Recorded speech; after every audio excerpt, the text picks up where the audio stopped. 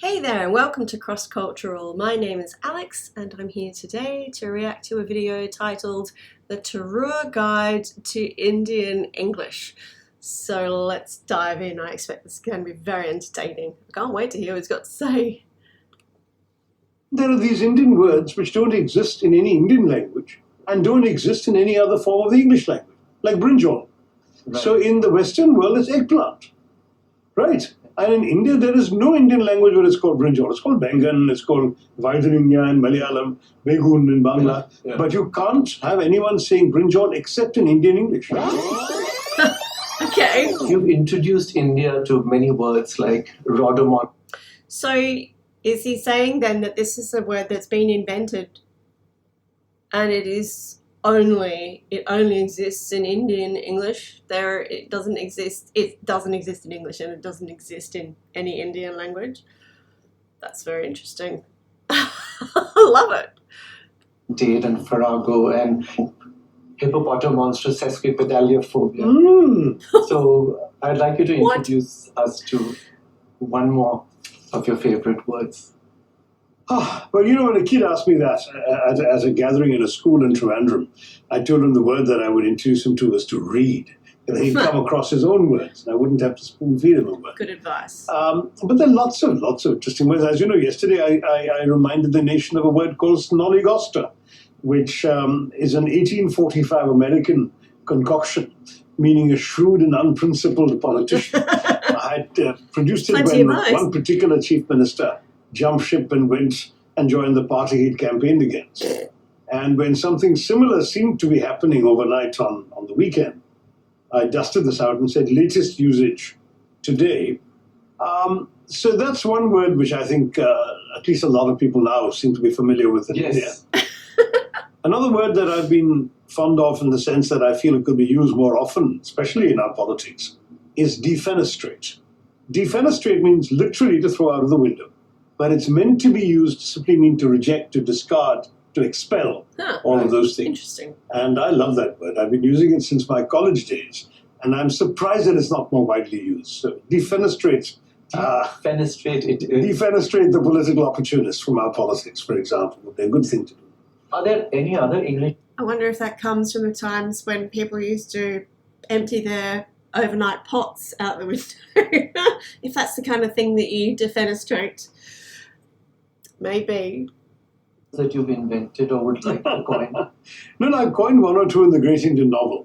Too embarrassing to mention in public, but they never caught on. So we can. But please tell us. No, I can't. Not on TV. Oh, okay. This is going to remain on the net as a permanent indictment. Oh, so I coined a slightly naughty word in the Great Indian Novel, which I'll whisper to you and you can go and look it up later. Okay. But you won't catch me saying it.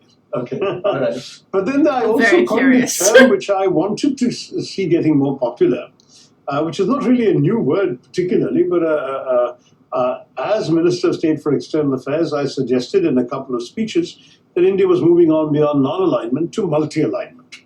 When I said it kind of fell with a thud, and no one took it seriously, and no one quoted it and got no attention. Now it's come back into vogue, and I was complimenting my friend, the Foreign Minister, Jaishankar, that in one of his speeches, he used the term multi-alignment. So 10 years after I had tried and failed, it may be coming into circulation. Right. That's fantastic. That's an exclusive for the English Note. There you are for the English Note. Thank you so much. Now, another subject which is close to your heart is about the British looting India. And loot is one of the words that you have written and spoken about in the past. Could you talk to us about some of the other words that the British have looted from India? Oh God, there are so many. I mean, there must be, without exaggeration, close to 1,000 words in the complete the big fat Oxford English Dictionary that have come from Indian languages.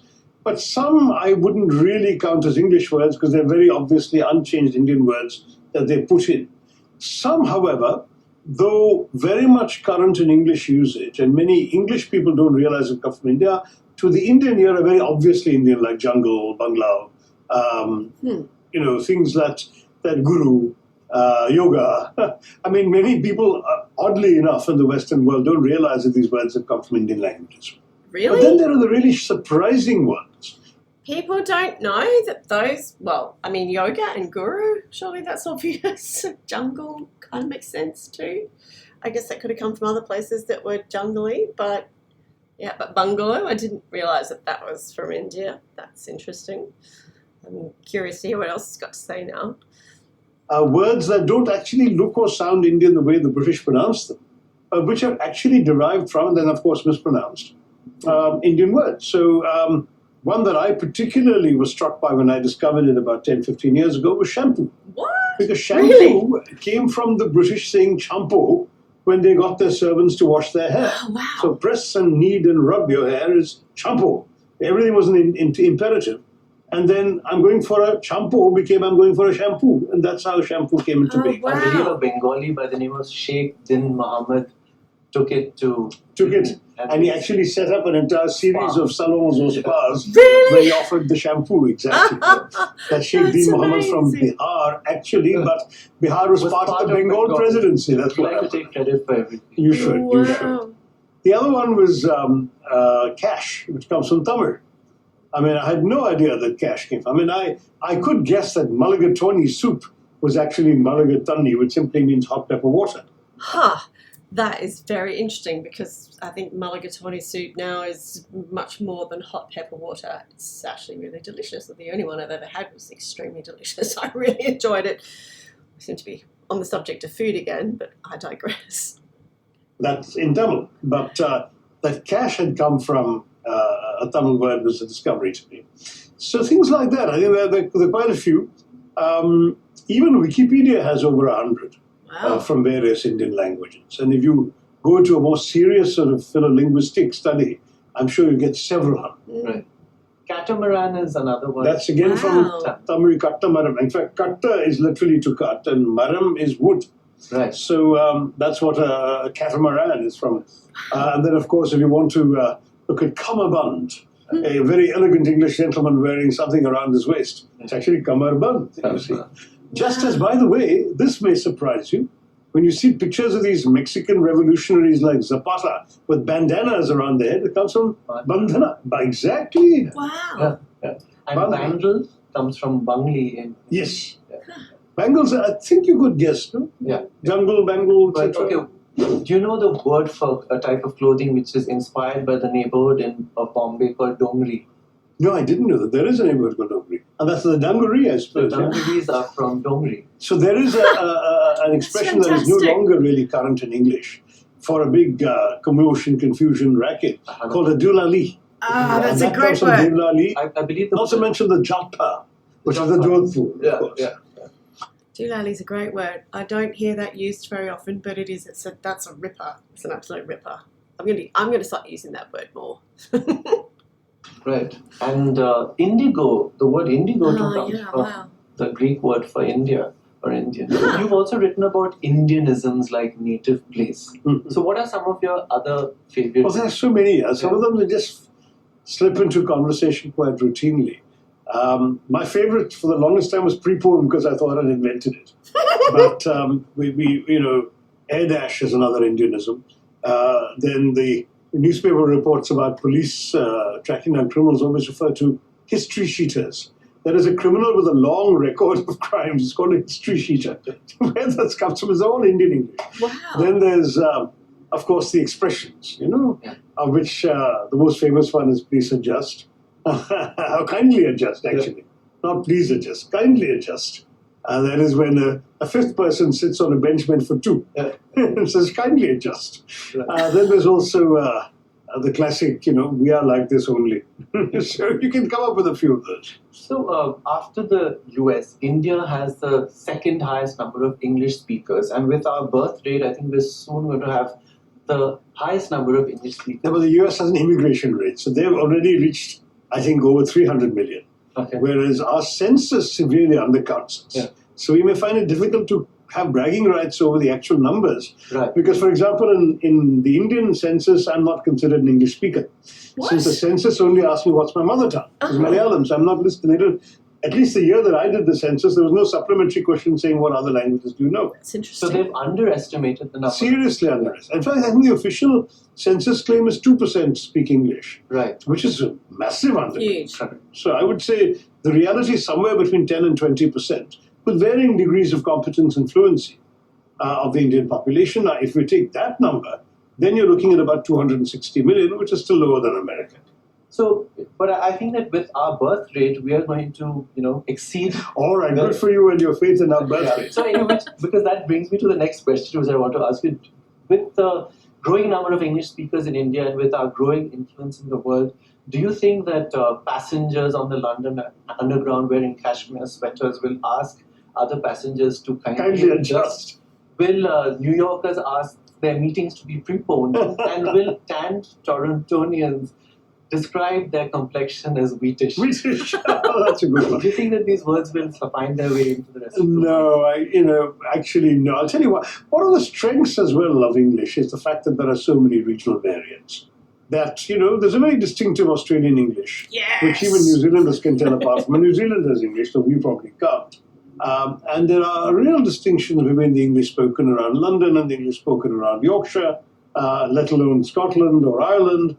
And all these variations have what makes it distinctive, and therefore Indian English has every right to be as distinctive as Irish English or American English. Yeah. And it's curious, for example, that in India, at least for the longest time, I've not heard it much since returning to India, but when I left India, people still spoke in furlongs. How far are you away? Oh, it's just a couple of furlongs down the road. But no one in England has used furlong for 100 years. No. So we had a word in English. Yeah. Then there are these Indian words which don't exist in any Indian language and don't exist in any other form of the English language, like brinjal.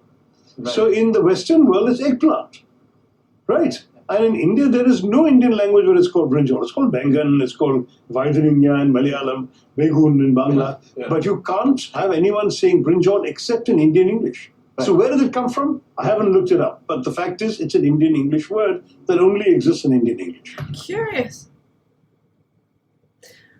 Wow. I'm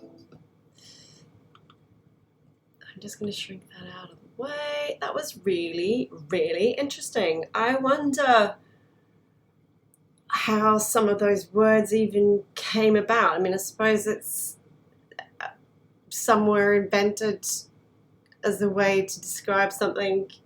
I mean, it just seems odd that they would have been invented instead of like twisted from another language, if you know what I mean. Yeah, what a Tharoor is a very interesting man. He's obviously very learned and very smart.